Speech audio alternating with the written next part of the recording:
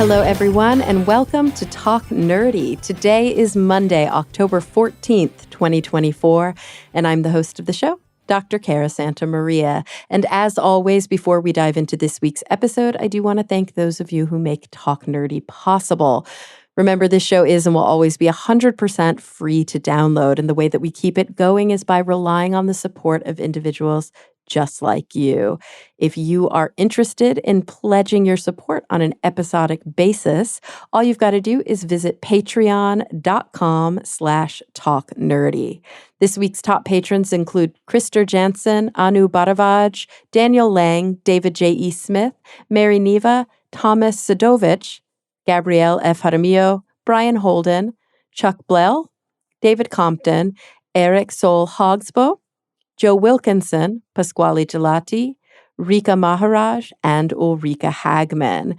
Thank you all so much. So this week I had the opportunity to chat with Dr. Julie Sedivy. She is a linguist who spent a lot of her career as an academic linguist. She was on faculty at Brown University and then at the University of Calgary, but now she's kind of working full-time as a writer. She's written several books, and her newest one is called Linguaphile, A Life of Language Love. So without any further ado, here she is, Dr. Julie Sedivy. Well, Julie, thank you so much for joining me today. Oh, thank you for having me. It's really a pleasure to be here. So I am looking forward to talking about your new book, Linguaphile, A Life of Language Love. But before we get into the book itself, I'm excited to talk a little bit about you and your journey and linguistics and all of the things that, so I'm super curious, like, how did you first get into language? Was this something you always wanted to study academically? So language is something that has been a huge part of my life since as far back as I can remember. I was lucky enough to have been dragged through several different linguistic environments at a very young age. My family left my home country of what was then Czechoslovakia, and we kind of bounced around Europe for a while. So by the time I started kindergarten, I had been exposed to 5 different languages, which I think just really shaped my alertness to language. And I was also grew up as an avid reader, so I just was steeped in language. And my assumption was that I was going to grow up to be a writer, and I thought that meant writing novels. I decided to take a linguistics course in university because I thought that would be useful for me as a writer. And boy, that was just such an eye-opener for me because I had not realized that there was this scientific enterprise by which you could study language, aside from the artistic ways of using language. And when I discovered that, I was really hooked. So I just kind of veered off into the scientific study of language for a couple of decades. And so that, like, your graduate academic work was in linguistics. And I'm curious, what does a PhD in linguistics look like? Is it a research-based PhD? And what kind of things do linguists research? So there's a number of different branches of linguistics. I specialized in a field called psycholinguistics, which is really sort of the intersection of linguistics and psychology.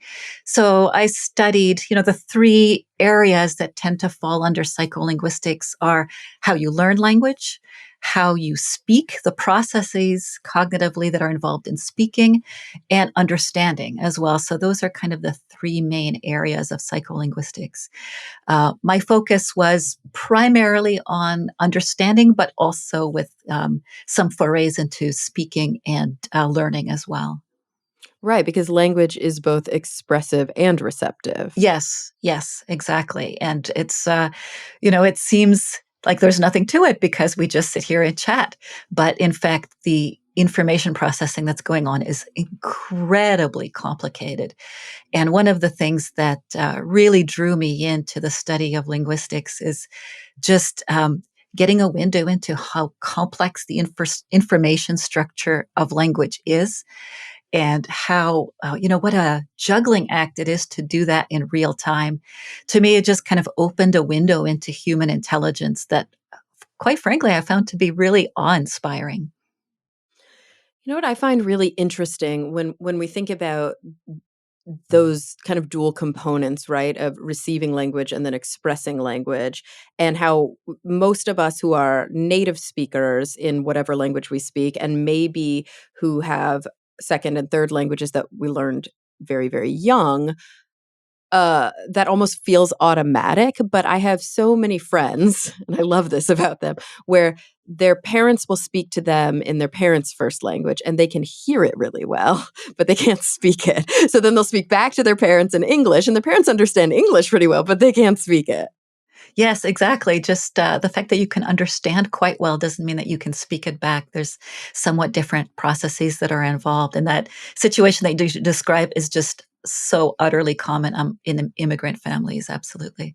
It's so funny, and I've always struggled with that because I had the opposite experience. My mother, who is a native Spanish speaker, never spoke Spanish at home because nobody else in the home, nobody else in the family spoke Spanish, and so I never heard it. So I took academic Spanish through school, and I got pretty good at speaking it, reading it, writing it, but I could never pick up on hearing it. It was just always too fast for Right. me. Too fast. Yeah, exactly. Yeah. Yeah. No, isn't that interesting? And do you have a sense of regret that that language wasn't spoken at home? Oh, 100%. Like I don't even consider myself a Spanish speaker. I'm definitely not a Spanish speaker. And, I see people who are these like polyglots who are exposed to a lot of rich languages early in life, or even as adults. It does seem to be the case that some people have language learning skills. And I don't know, I've always struggled with that. I'm curious what you think about that. Is it a talent? Is it a skill? Yeah. Could anybody do it?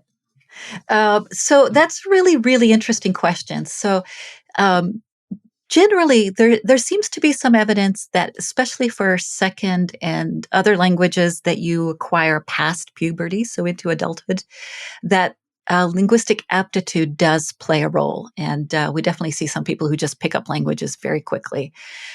It's also true that if you've learned a second language, a third language, and a fourth language is easier to pick up. So, lucky you if you have been raised bilingual.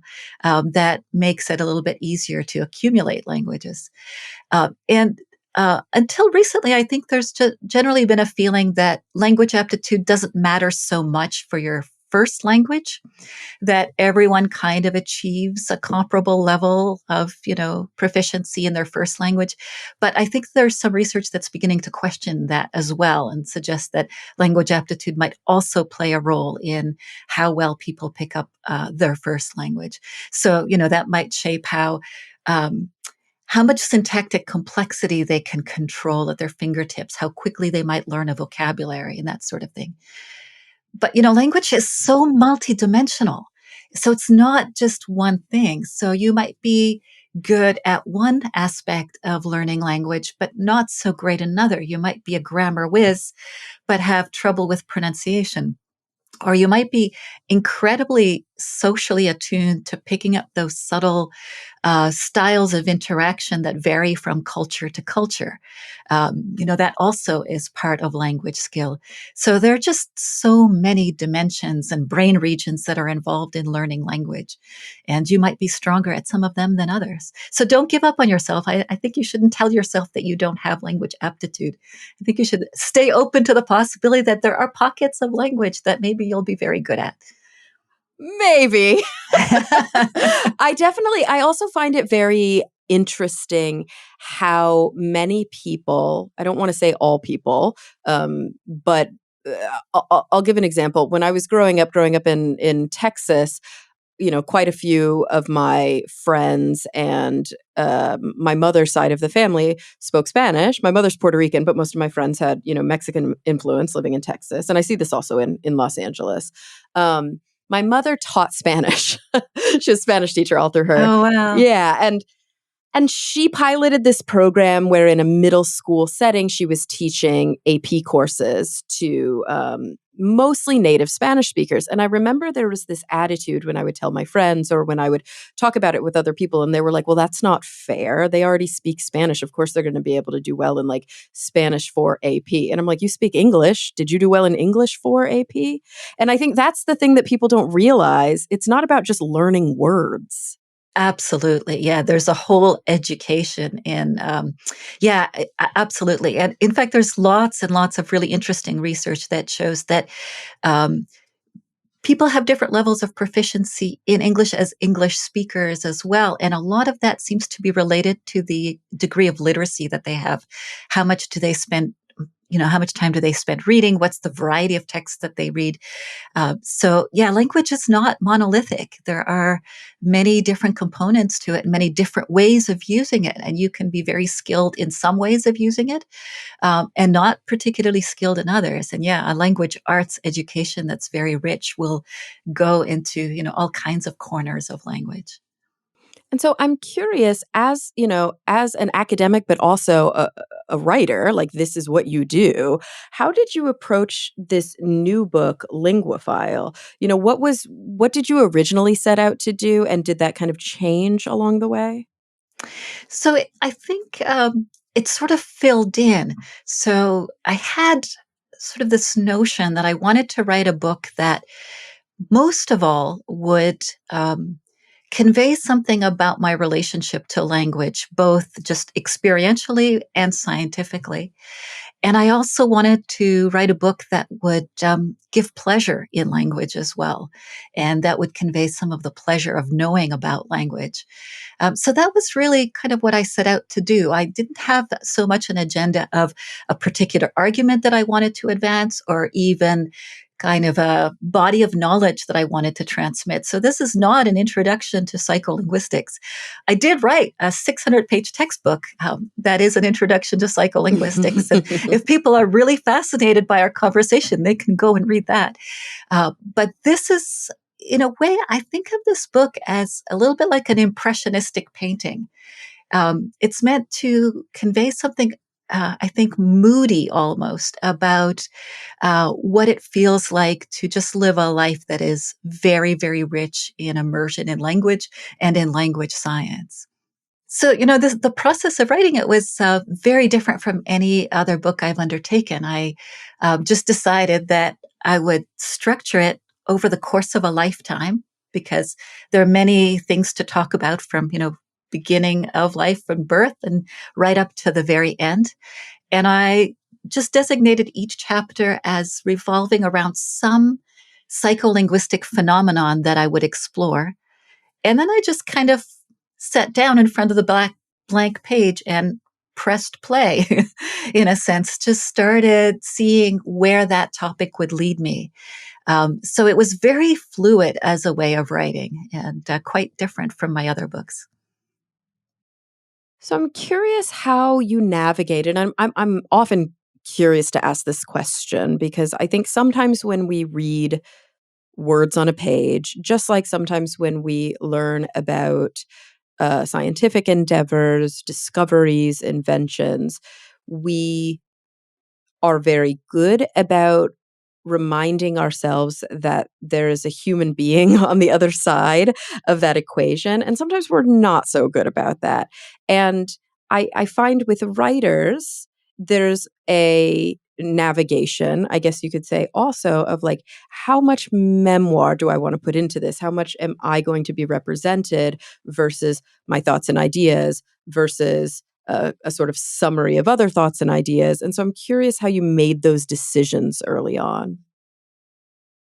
Yeah, I think this book feels very intimate to me, and I wanted it to be that way. I think in part because one of the big themes of the book is the extent to which language is about human connection, the drive to connect, the drive to kind of merge or align minds with each other.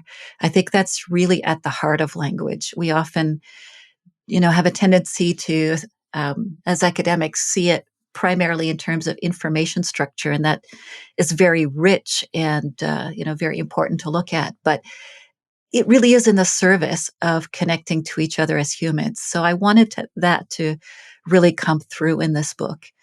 I also wanted to convey something about how your scientific knowledge can just color the way that you go through your life and the way that you see your own life. I brought a lot of my own life into the discussion as part of the writing process. How many languages do you speak? Oh, it's a really tough question because I command them to different degrees. So I can have conversations in English, French, and Czech. I can understand a fair bit of Italian and German and Spanish. I can fumble my way through Spanish when I go on a trip somewhere. Um, yeah, and then I have, knowledge about several other languages. So I might know some of the vocabulary and know something about how the grammar is structured. I've been trying to learn a little bit about some of the indigenous languages in my area, like Blackfoot and Stony Nakota. But there's no, I'm not conversational in those languages. And do you find for yourself, speaking about kind of being conversational, which seems to be the frame that you answered that question versus reading and writing in languages, would you answer that question the same way if you were talking about reading and writing? No, I am really illiterate in Czech. That was my Okay. childhood language. Yeah. Yeah, I find it very embarrassing to trade messages with some of my Czech relatives because, I just feel like an incompetent child when I try to write anything in Czech. I'm really doing my best to read more in Czech, and that's been very, very helpful. But yeah, it's my written language skills are very poor in Czech. Is that is and forgive my ignorance, is that because it, it's represented differently? Like there's a different alphabet or grammatically it's very different? No, reading Czech in some ways is easier to decode because unlike English, there's a really nice, straightforward correspondence between sound and symbol. And in fact, Czech was the first language that I did learn to read in when I was very small. But then at some point, when in my education, just English took over and I read very little. So I didn't read adult books in Czech. And it's really striking how different the vocabulary and even the grammatical constructions that are used. That really shifts between spoken and written language. There's actually one really interesting study that found that in English picture books aimed at children, who are preschoolers, that there's a richer vocabulary in those picture books than in typical conversational adult speech. So written language really, draws on different resources. We use much more lower frequency words. We use much more unusual constructions, a much larger range of syntactic constructions in written language. So unless you read in a language, you're going to get exposed to a much narrower, range of the language. I think we really underestimate the power of literacy as a way of just stretching language to its limits. Do you think it holds true? I mean, I'm assuming it probably does, but in an era of like podcasts and because I mean, is that really different than an era of television and film, right? We have been exposed to scripted written or like scripted spoken language for quite some time and it doesn't really translate, does it? I'm not sure what you mean. What doesn't translate? That we don't speak in script. No, kind of like the importance or the benefit of literacy, as you were saying, as like if you were to take on the one hand reading, I don't know, 30 novels and then watching 30 films and really looking at the benefit of the kind of the lexical benefit of that. It's probably still a richer pool when you're reading these books. Like there's more Yeah, influence there. yeah, absolutely. Now, I would guess that podcasts might be a little bit different. I think podcasts probably veer more towards the literacy end of things, in part because often they're drawing on textual material. Um, and there's a vocabulary that tends to come in that isn't necessarily just what you would see in film where people are having kind of normal everyday conversations, right? About things that happened in the events of the day. They're more abstract. Often podcasts are about more abstract topics and material. So I suspect that a lot of the way that we write about these topics makes their way into podcasted material. And, even though we're talking and it's quite conversational, it's still, um, I think, quite different from what would it would look like if you and I were just chatting about what happened in our day and, meeting up and having a much more casual conversation. There'd be a much more overlap of conversational turns, much more interrupting of each other. Um, Often, I think we would not even finish our sentences and just kind of use body language to sort of indicate that we've understood each other. So this is still a somewhat more formal setting, I think, than a more free-flowing face-to-face conversation typically would be. It's really fascinating to read transcripts of actual conversations of people just like yakking. They probably seem pretty nonsensical, right? Yes, yes, absolutely. Yeah. And lots of starts and stops and, disfluencies and backtracking and unfinished thoughts and dropped sentences, lots of that. Oh, that's interesting. And of course, you've done that in some of your research, yeah? Mhm. Mhm. Oh, wow.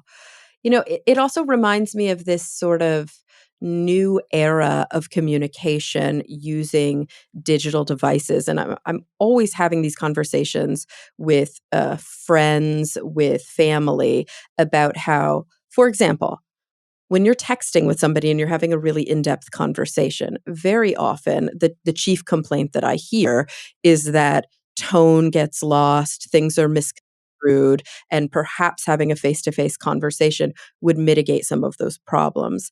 But I've also experienced the opposite, where individuals are sometimes significantly more expressive and capable of expression via text because they have time to slow down, to think about their words, and to form sentences meaningfully. And sometimes when I'm in a quick, because I'm a quick talker and I may be in a, let's say where I'm in an argument with somebody or I'm talking to somebody face to face, it can be quite frustrating because I'm like, just get to the point. Whereas in a text, sometimes that's what we do, right? We distill it down.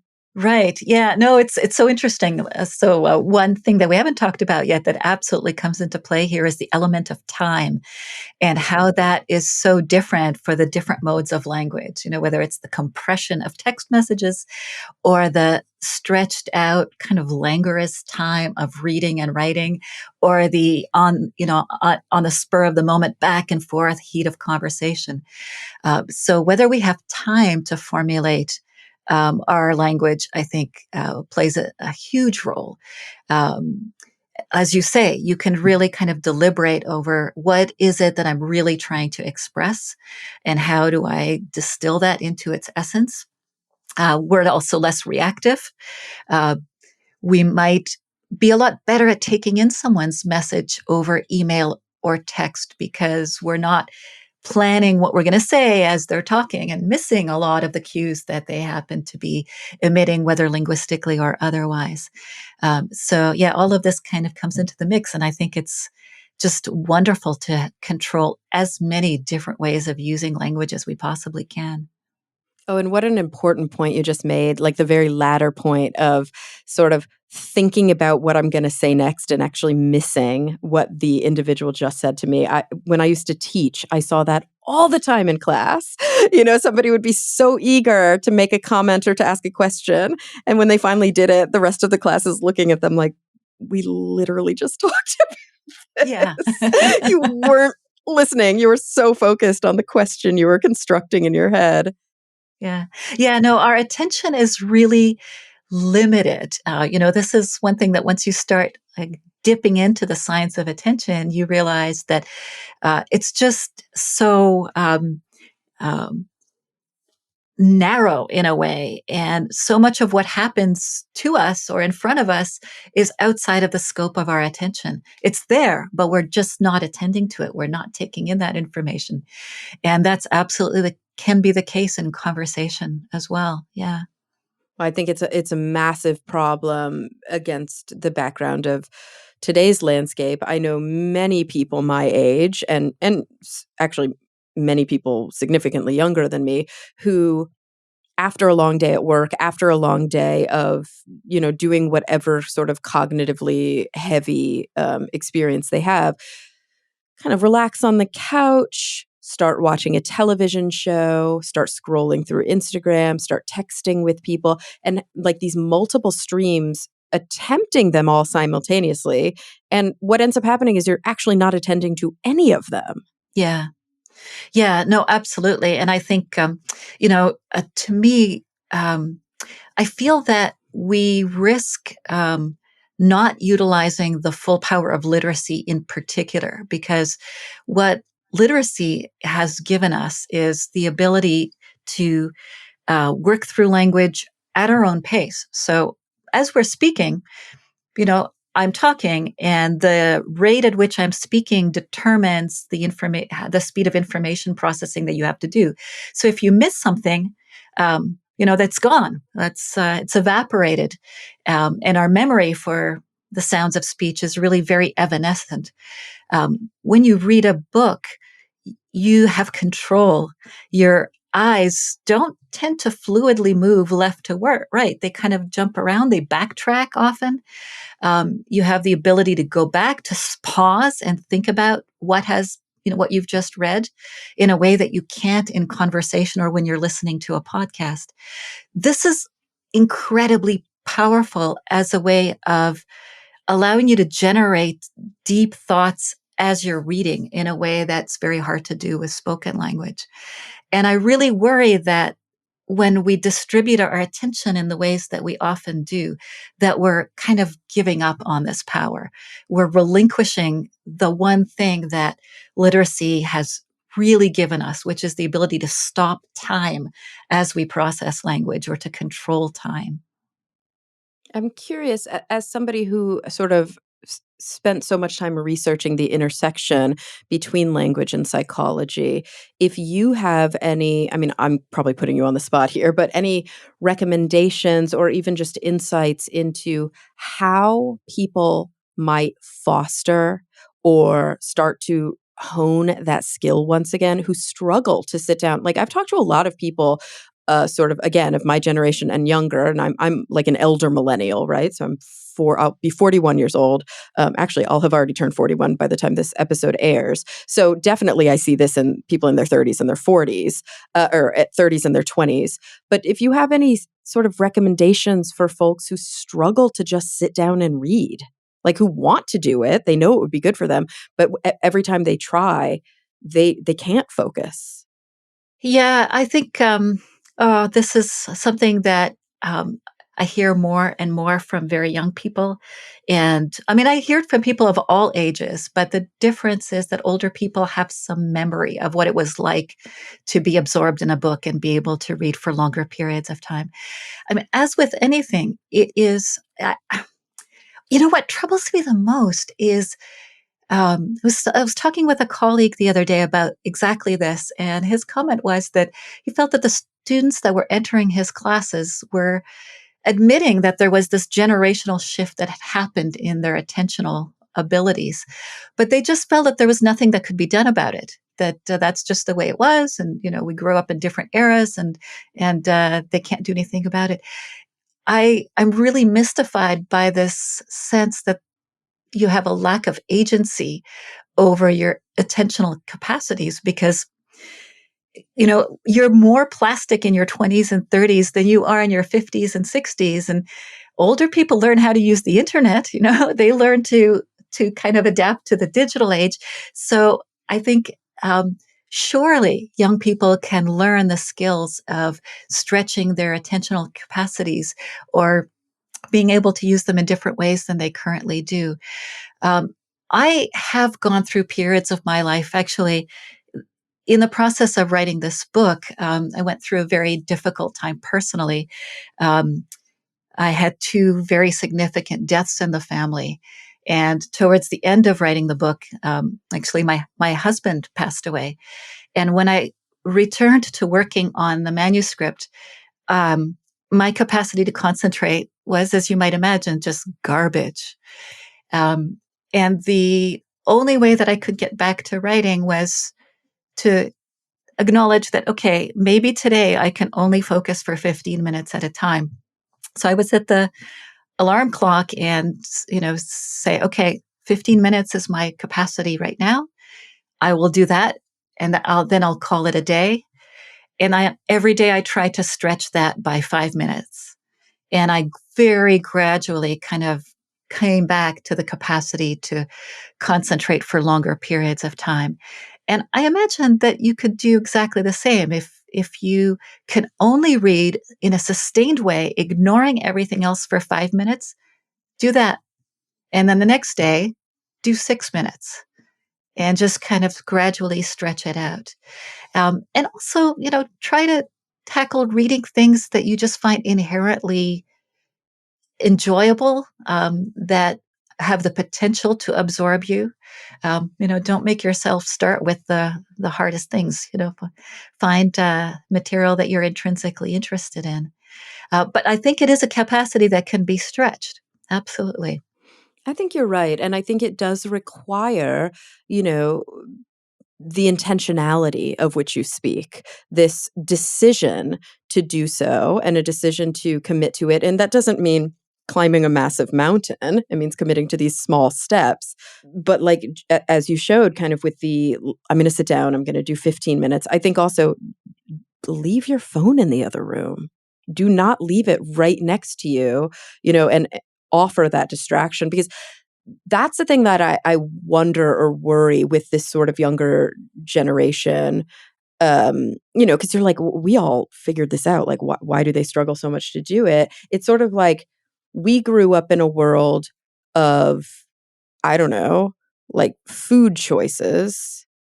And then what would it be like if the world you grew up in, you only had access to like crack cocaine?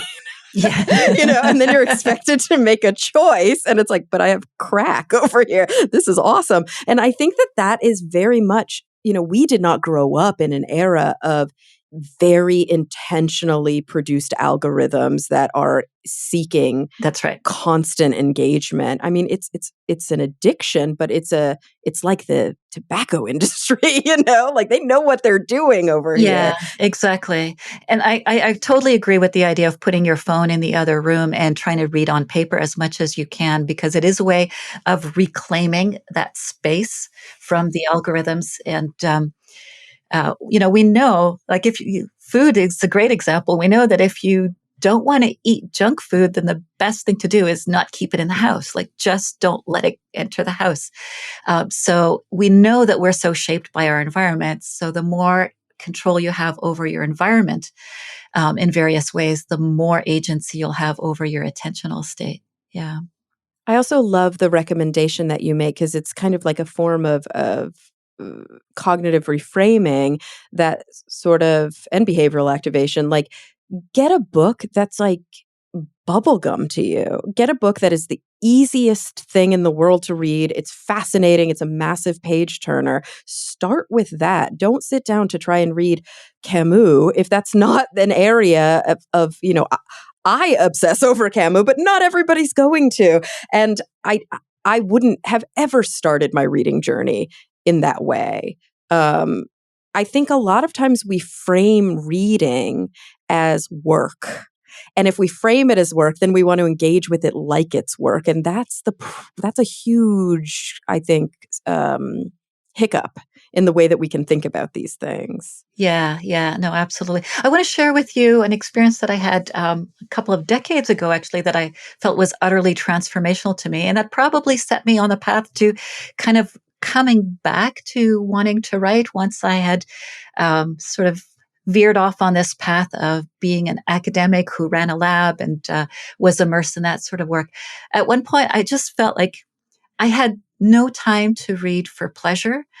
And I just felt a sadness about that. I was reading what I needed to read for work.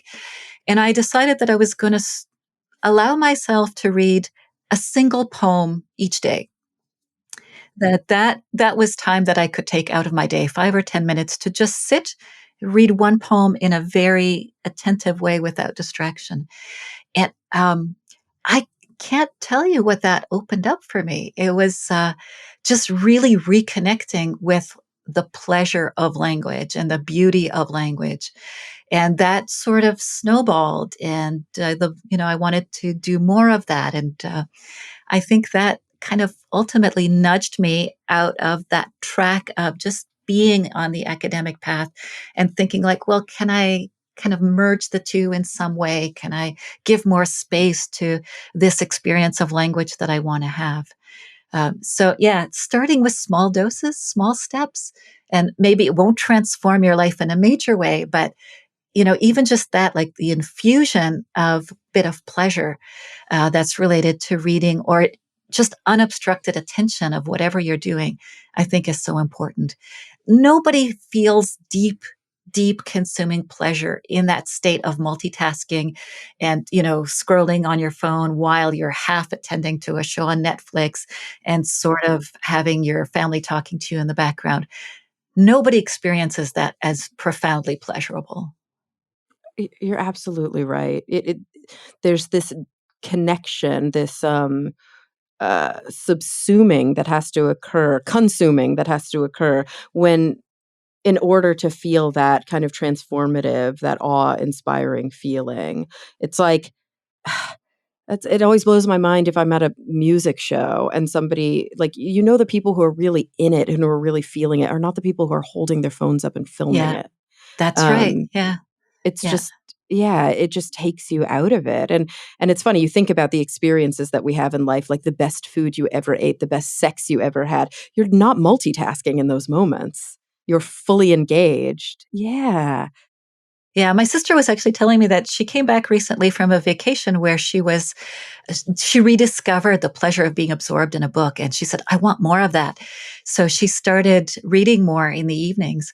And she said the problem is that her family treats the time that she sits down with a book as if she were on her phone. And she's having to teach them that no, when I have a book, I am reading and you are not free to just chat with me. Right, yeah. And that is a different state of mind than when I'm just sitting on my phone doing stuff. Oh, man. It's good. There's so many things that come up for me. I have one question I'm putting on the back burner, but to the point of the story that you shared about re-engaging with poetry, one of my little hacks, I feel weird saying it on air. I'm like, don't steal my hack. No, everybody should steal my hack. I don't do it all the time. I'm not the most consistent person, but I will very often sit down. Usually it'll be in bed before I sleep. I may have just, finished reading a couple of chapters in my book. I always read at night before I sleep, but I have a journal that I keep next to my bed. I'm not a journaler. I hate journaling. I'm very bad at it. I don't practice what I teach with my patients. I'm always, promoting using gratitude journals with my patients. But what I do is I write a poem, and I write a fast poem, and they're usually drafted in like 5 minutes or less. They're like a one-page poem. Sometimes they have really good kind of meter. Sometimes they are terrible, but it doesn't matter. I just write it, I get it in the book, and I close it. And it helps me get things out of my mind and onto the page. And it's okay if they don't fully make sense. And I think poetry gives you that opportunity that prose sometimes doesn't. Yeah, yeah. No, there's a liberty, I think, in poetry because it's kind of bypasses the rules of linearity and the rules of argument structure. It's just pure play, and I think that's so wonderful to give yourself that. That's really a great hack. So now I want to kind of talk a little bit about you talked about how you approach this both from this kind of um, uh, personal perspective, but also, utilizing just these years of knowledge that you've gained through your work and looking at the chronology, sort of the lifespan, the developmental perspective.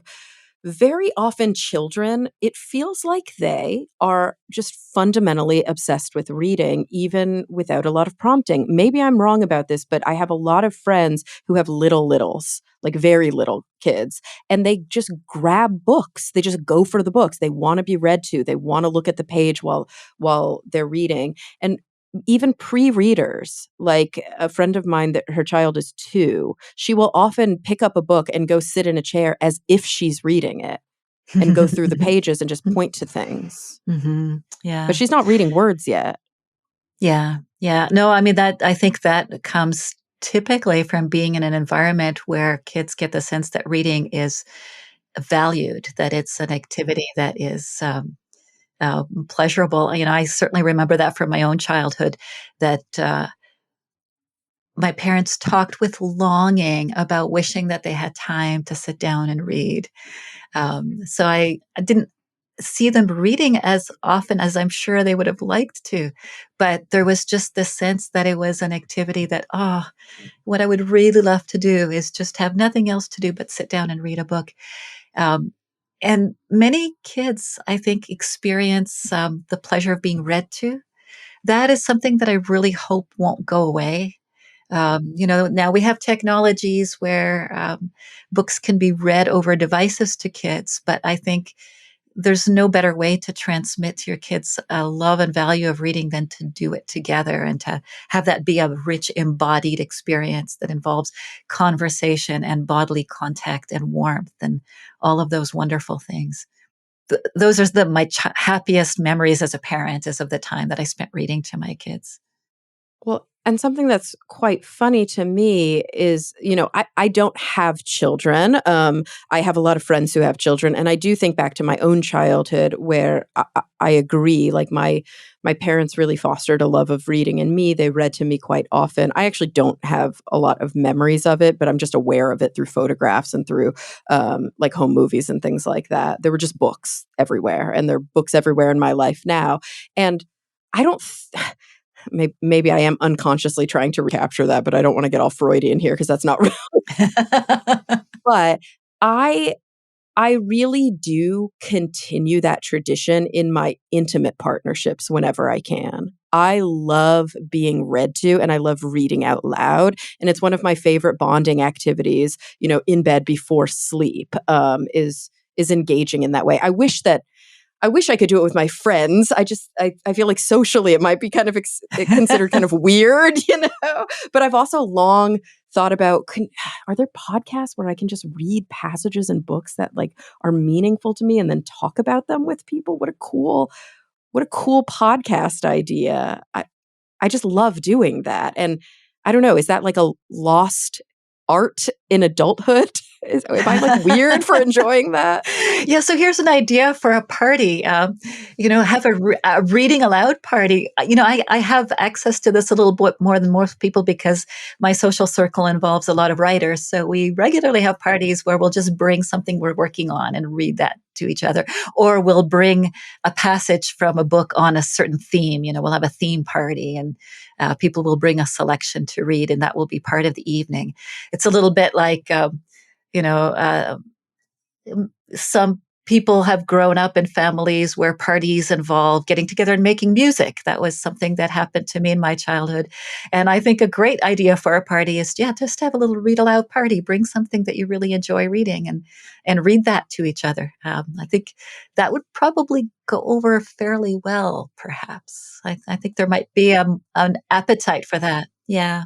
Yeah, I think about we have these weekly meetings in the cancer center where I work, and they're online meetings because we're all in different areas. And they always open with a chaplain doing a reflection. And when the chaplains read a piece, I mean, whether it's, even scripture, which I'm an atheist and I don't read scripture very often, but whether it's scripture or much more often it'll be a poem or, a passage from a book or an essay.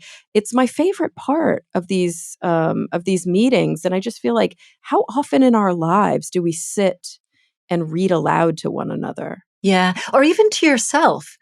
I think that is a way of appreciating a text on a different level as well, because um, typically reading aloud is often slower than reading just with your eyes, and it's more embodied. You become more aware of the sounds of what you're reading, just the mouth feel of what you're reading, what your body is doing as you're reading it. So I think it's a way of just experiencing it at a deeper level as well. I'm also long fascinated by the concept of aphantasia. Like I talk about it, we've talked about it quite a lot on the other podcast that I work on, The Skeptic's Guide. And this idea that there are people who don't have a mind's eye and they can't kind of visualize imagery in their minds. And there's another version of that where they don't have a voice in their heads and they cannot, so when they're reading, they're not hearing the words. We've had people write into the show and talk about their experiences as readers who don't have a mind's voice. And some of them just process it differently, but others have to read out loud. it's the only way for them to read because they cannot read quietly in their heads. And that blows my mind. Hmm. Well, it's so interesting they mentioned that because I'm actually working on an article right now on inner speech and the science of inner speech. But yeah, no, it's as someone who has a constant rattle of speech going on in my Right. head, I find this really fascinating, and it really speaks to the diversity of human experience.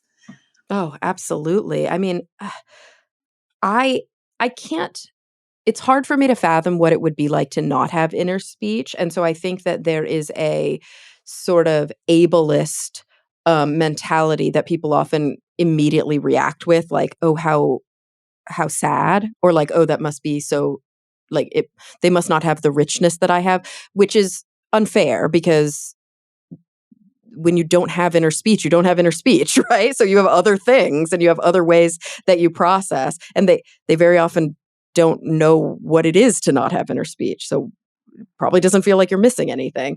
But that said, when I think about the inner speech in my mind, when I read books, characters develop and they have voices and they have faces. And, everybody's had that experience where you read a book and you fell in love with it and then they made the movie and you're like, oh man, like, why did they cast that person? But this also gets back to our earlier conversation about attention and time, in that you can read the same text a number of different ways, and you can read the text if you're skimming it, you are not going to be developing those rich representations of character voices and imagery.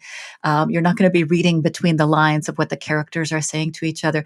Those things take time. So that's one of the things that literacy gives you, in the ability to slow down the rate of reading. If you're not kind of racing through the text, then you're leaving the opportunity for your mind to fill in with all of these details. So it's also a matter of just slowing down and creating the attentional space where you can make that text come alive with, the imagery, the sensory experience of it. So some of it is under your control, I think. Yeah, and I think reading aloud may be a way to practice slowing down as well, and stopping. Like very often when I'm reading aloud with a partner, things will be triggered and little conversations will be had about, oh, what do you think they meant by that? And oh, I love it. It's just so exciting to Oh, it's so engage in that wonderful that way. you've been able to bring that into your adult life. I think that's just It's so that, nerdy. as well as writing the poem a day. Like, I think that is also, a great hack, just as a kind of intimate experience and a way to connect with the pleasure of language. So I had this kind of, I think, academic, but deeply personal and deeply sort of inspiring or profound experience when I was in a high school English class where we were literature really class where we were focusing on existential literature, which did shape the way that I practice psychology now and a lot of the things that I read now. And I'm going to full disclosure, I was probably very high in this class because it was that era of my life. But I remember reading Crime and Punishment by Dostoevsky. Oh And my God. and yeah, and I remember that the teacher, because this was an era where the teacher would like just hand out books, right? Here are your books. But she had said in advance, you can grab yourself your own copy if you want to keep it and you want to write in it. And I was like, I know I'm probably going to end up writing in this. So I bought a copy of Crime and Punishment. And then some students were reading from the school copy and other students had other copies. And from day one of that sort of unit, it became wildly apparent to me that my translation was so different than the other translations in the class. And I don't know, that opened something up for me that like it's language is not point to point, word to word. It's interpretive, it's contextual, it's poetic. So you can read the same book translated by two different really incredible translators or interpreters, really is what they are, and get different feelings, get different tones, get different meanings out of it. Yeah, I think of translations as really like the covers of a song, that You kind of layer it's another art form in its own right, and the translator layers something on through their own decisions and choices and the things that attract them to the text. So I find it utterly fascinating to read different translations of the same work. It just kind of gives you a very intimate look at how somebody else read the same text.